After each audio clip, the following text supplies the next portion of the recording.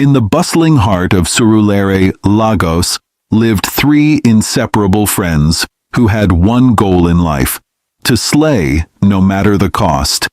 They weren't rich, but if you judged them by their Instagram pages, you'd swear they had private jets parked in their compound. Welcome to Afro Tales TV, your home for rich, exciting, and inspiring stories from around the world. Today's story will touch your heart and keep you hooked till the very end. If you're new here, please hit that subscribe button and turn on the notification bell so you never miss any of our amazing stories. There was Tonya, the self-proclaimed leader of the squad. She had the sharp tongue of a Lagos conductor and the confidence of a billionaire's daughter, even though her account balance often looked like a forgotten airtime balance. Tonya had mastered the art of big grammar. Whenever she was broke, she spoke louder and used bigger words. Her motto, "Packaging is survival." Then came Mimi, the most dramatic of the three. Mimi had perfected the skill of forming poses like she was on a Paris runway, even though her most exotic trip had been to Mile 2. Her captions on Instagram were legendary lies. Just touched down from Abu Dhabi, after trekking from Ojuelegba. Money moves only, with 1,200 naira in her account. If lying was a paying job, Mimi would have been on Forbes' cover. Lastly, there was Shalewa, the beauty of the crew. Her dimples were so deep they could trap coins, and her body had been sculpted by God himself. She was quieter, more reserved than her friends, but her face card always delivered the likes. Even when the other two looked like extras in a Nollywood film, Shalewa's beauty carried the squad. They lived together in a cramped one-room apartment with peeling paint, shaky windows, and a leaking zinc roof. Every evening, their neighbor, Mrs. Brown, a widowed trader who sold plantain chips, never failed to mock them. "Look at them again," she would shout from her corridor whenever they dressed up in borrowed wigs and skyscraper heels.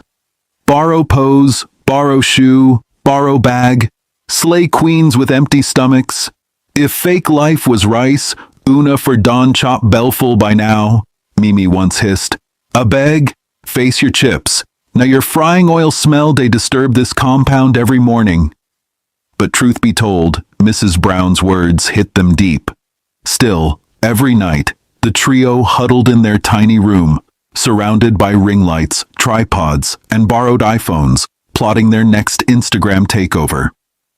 One evening, as Tonya applied powder in front of their cracked mirror, she announced, "Babes, if we want to blow, we must stop taking pictures in this compound. Look at all the big influencers. Do you see them snapping near pit latrines and broken zinc? No, they're always at Oriental Hotel, sipping champagne by the pool." "Not true," Shalewa nodded, scrolling through her phone. "One girl just posted Oriental poolside. She already has 10,000 likes in 3 hours." "That's it!" Mimi jumped up like she'd discovered oil in her backyard. "Tomorrow, we go Oriental. We will take over Instagram. People will faint." The three squealed like children at Christmas, but the excitement was short-lived. Reality slapped them. "Wait, what will we wear?" Shalewa asked. Tonya waved her hand dramatically. "No wahala. Tomorrow we borrow from Mrs. Collins' boutique." And so the great plan was set. An Oriental Hotel photo shoot that would either crown them queens or disgrace them forever. The next morning, the girls marched to Mrs. Collins' boutique, Royal Elegance. The boutique was their unofficial costume store, though Mrs. Collins herself was tired of their antics. A big woman with loud makeup and perfume that entered a room before she did, Mrs. Collins was no nonsense. Her assistant, Sandra, however, was sharp-mouthed and had a special hatred for broke slay queens. As the trio entered, Sandra folded her arms. These ones again? What do you want this time? Last week you borrowed gowns and I heard one of you spilled Zobo on it. Do you think this is charity?" "Good afternoon, Sandra dear," Mimi sang in her most fake British accent. Looking fabulous today. Please, stop flattering me, Sandra snapped. Do you people even buy anything here? Tonya ignored her, raising her chin. Where's Mrs. Collins? We came for business. Mrs. Collins emerged, fanning herself with a magazine. Business? Tonya, you still haven't paid for the gown you borrowed for that birthday party? And you want to borrow again? My boutique is not a costume department. Madam Collins, don't talk like that, Tonya gasped, clutching her chest like she was stabbed. We are your loyal promoters. Do you know how many tags we give you on Instagram? We make you relevant. Sandra rolled her eyes. Relevant my foot. Shalewa stepped forward, her dimples glowing. Please, Ma. This one is big. Oriental Hotel shoot. If we tag you, customers will rush here. It's free publicity. Mrs. Collins sighed. You girls will kill me one day. Never! Mimi cried dramatically. God forbid bad thing! After half an hour of begging, swearing, and fake promises, Mrs. Collins reluctantly handed over 3 gowns. A red sequined gown with a dangerous slit for Tonya. A golden figure-hugging dress for Shalewa. A green bodycon for Mimi. Each gown came with heels taller than a traffic light. Return them tomorrow, Mrs. Collins warned, her voice firm. If not, I'll post your faces online and write thieves on it. Sandra clapped her hands in mock applause. Borrowed life ambassadors, God help you. The girls ignored her, already imagining their Oriental captions. Saturday came. The trio stood before Oriental Hotel, their borrowed gowns glistening under the sun, wigs shining like fresh tires. Chai! C-building! Mimi whispered. God, when? Behave, Tonya ordered. Today we are daughters of billionaires. Confidence is key. They marched in like royalty. The security guard eyed them suspiciously, but didn't stop them. At the poolside, they ordered 1 glass of champagne, 9,000 naira. All 3 shared it like communion. Hold it like it's yours, Tonya instructed, snapping photos of Shalewa. Perfect. Caption this one. Sipping life effortlessly. They staged shots, Mimi laughing into the distance, Tonya adjusting her wig like she owned the hotel, Shalewa dipping her legs in the pool. Guests looked at them, whispering, but they didn't care. Then came the bolt problem. Who's paying transport back? Shalewa asked. Silence. Tonya, I beg, use your card, Mimi suggested. My card? Tonya scoffed. That thing is crying. If I swipe it, it may commit suicide. Shalewa, what about your new boyfriend? He only sent good morning, beautiful. No money attached. The argument heated up. You people want to disgrace me? Tonya shouted. No, it's you with your big English that's disgracing us. Mimi fired back. In the heat of the quarrel, Mimi tried to record a video but mistakenly pressed live. Thousands of followers tuned in as the trio argued about Bolt fare, boutique debts, and sharing champagne 3 ways. Wait, is this live? Shalewa whispered, horrified. Mimi froze. In? Live? By the time Tonya fumbled to switch it off, it was too late. The damage was done. Within hours, the video spread like wildfire. Meme pages reposted it with savage captions. Borrowed gowns, borrowed life. Slay queens share communion wine at Oriental. Soft life Doncast. Comments flooded. Is this not the same Mimi who claimed she was in Dubai last week?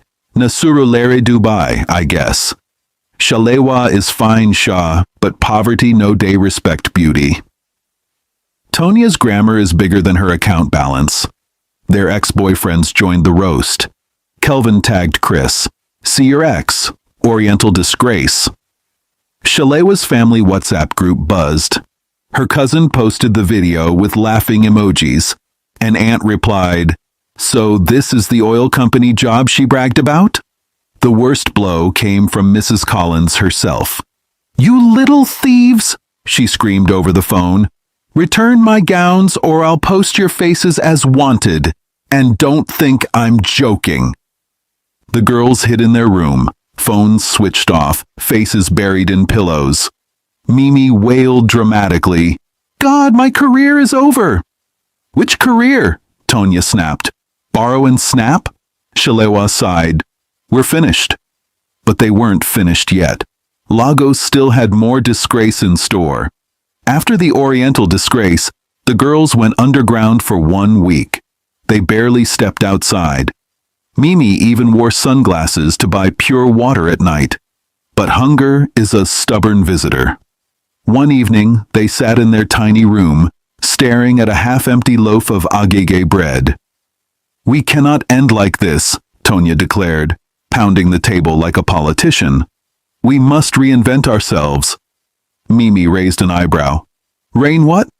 "My dear, my stomach is empty, not my dictionary." Shalewa sighed. "Let's do business. Real business." And so began their hustle era. They pooled 15,000 naira and bought cheap waist trainers from Balogan Market. Tonya branded them with markers as Slim Queen Pro Max. Their first customer was a chubby woman named Brenda. She met them at Ojuelegba bus stop. "Will this really work?" Brenda asked, eyeing the waist trainer. "Madam, in 2 weeks, your waist will look like Coca-Cola bottle," Mimi assured with the confidence of a liar. Brenda paid 8,000 naira. The next day, she wore it to work. At lunchtime, as she bent to pick her spoon, the waist trainer snapped so loudly it sounded like gunshot. Brenda screamed, "Jesus!" and nearly fainted. The office security thought it was robbery. By evening, she stormed to their compound, waving the torn trainer. "Give me my money back!" she shouted. "Fraudsters! Scam artists!" Mrs. Brown, the neighbor, rushed out laughing hysterically. "I knew it! Fake life! Fake business!" The girls refunded Brenda and lost their capital. Not ready to give up, they organized an online seminar. How to Slay 101, Unlock Your Soft Life. Fee, 20,000 naira.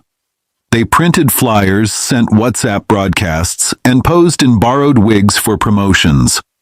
On D-Day, only 3 people showed up. 2 broke boys hoping to learn how to catch sugar mummies, and 1 confused old man who thought it was a fitness class. Tonya stood before them, wearing Mrs. Collins's old heels. Lesson 1. Confidence. To slay, you must walk like the ground owes you money. She strutted across the room, but her heels snapped in half. She tumbled to the floor like a falling coconut. Mimi burst into laughter mid-demonstration of seductive pout. The students laughed too. "Refund us," one shouted. The class ended in chaos, with Sandra, Mrs. Collins' assistant, posting the fiasco online. Shalewa suggested a YouTube channel, Soft Life Sisters. They borrowed a neighbor's ring light and began filming. "Hi guys, welcome to our channel," Shalewa said sweetly. "Smile better," Tonya snapped. "Cut! Start again," Mimi shouted, shaking the camera. As they argued, Nipa struck. Darkness swallowed the room. Mrs. Brown's voice boomed from outside. "Nepa dawn off light! Perfect timing for fraud girls!" When the video finally uploaded, it had 37 views, 25 of which came from Mimi replaying it on her own phone. Things got worse when Mrs. Collins herself stormed their compound one afternoon. She arrived in her SUV, horn blaring like police siren. Sandra followed with a camera. "Where are those thieves?" Mrs. Collins shouted. The whole compound gathered. Children laughed, adults pointed. The girls emerged trembling. "Return my gowns today or I'll arrest you," Mrs. Collins thundered. "We already returned them," Tonya stammered. "Returned? Sandra, show them." Sandra whipped out her phone, playing the Oriental live video. "Look, evidence! This is my madam's red gown. You think the internet forgets?" The crowd howled with laughter. Mrs. Brown almost rolled on the ground. "So na Oriental disgrace una carry my gown go?" Mrs. Collins barked. The girls begged on their knees. "Please, ma, forgive us." She eventually collected 10,000 naira as dry cleaning fee and left after Sandra had uploaded the confrontation on TikTok. By nightfall, the video had gone viral again. Ironically, their disgrace opened a new door. A comedy producer named Richard Blake saw the viral Oriental video. He couldn't stop laughing at Shalewa's facial expressions. "This girl is a natural actress," Richard said. "Find her for me." Days later, Shalewa received a message. "Come audition for a skit series tomorrow." The girls were stunned. "You? Actress?" Mimi teased. "Yes," Shalewa said nervously. "Should I go?" Tonya shrugged. "Go. At least one of us might blow." The next day, Shalewa wore her only decent dress and went to the audition. "Action!" the director called. She had to act like a confused rich girl. Shalewa nailed it effortlessly. It wasn't even acting. It was her real life. Richard laughed so hard he clapped. "Perfect! You've got the role." Shalewa beamed. For the first time, her beauty was bringing real opportunity, not fake life.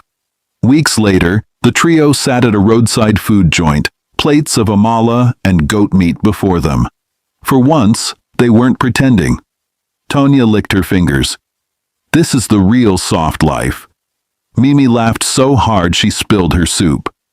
Caption this one: "Original babes, no filter, no lies." Shalewa smiled, her phone buzzing with new followers. Her comedy skits were blowing up online. For the first time, they didn't need filters, lies, or borrowed gowns. Just amala, friendship, and laughter. Mrs. Brown walked past, shaking her head. Finally, sense done enter una head. The girls laughed even louder. Moral lesson: no matter how glamorous fake life may look on social media, the truth will always surface, and pretense never lasts. Tonya, Mimi, and Shalewa learned the hard way that borrowed luxury brings borrowed shame, while real happiness comes from honesty, hard work, and embracing who you truly are. True beauty and success don't come from filters, lies, or borrowed gowns. They come from living authentically and building a life you don't need to fake. Thank you for watching this story on Afro Tales TV. If you enjoyed it, please give it a thumbs up, leave us a comment, and share with friends and family. We have more beautiful stories coming your way. So subscribe and stay tuned. See you in the next one.